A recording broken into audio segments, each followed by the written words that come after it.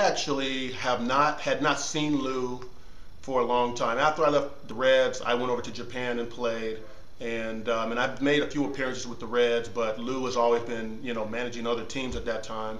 And then this past November, they brought back the 1990 championship team to Cincinnati. They wanted to do kind of like a reunion, and fortunately, they were able to get Lou Piniella to come back, which was the first time I had actually had seen or even spoken with him since I think 1992, and we had a very nice conversation, very short conversation. I had commented on how good he looked. He looked like he was still the same old Lou, the same old fiery guy.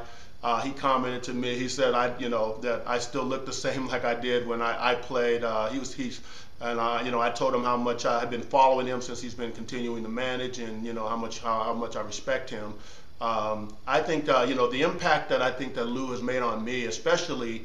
I had other managers. Like I had my other hitting coach when I was with Milwaukee was Frank Howard, and he had a completely different approach than Lou did.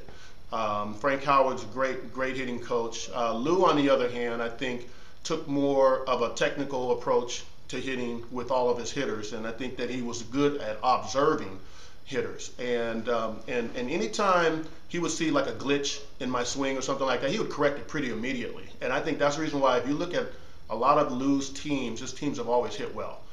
Even though Tony Perez was our hitting coach with the Cincinnati Reds at that year, and Tony is also a great hitting. I mean, the combination of Tony Perez and Lou Piniella, as a hitter, you couldn't ask for more advice out of those two guys. He had many years of major league experience, playing with, Tony playing with the big red machine, and Lou with the Yankees, and then both of them being coaches and managers since then.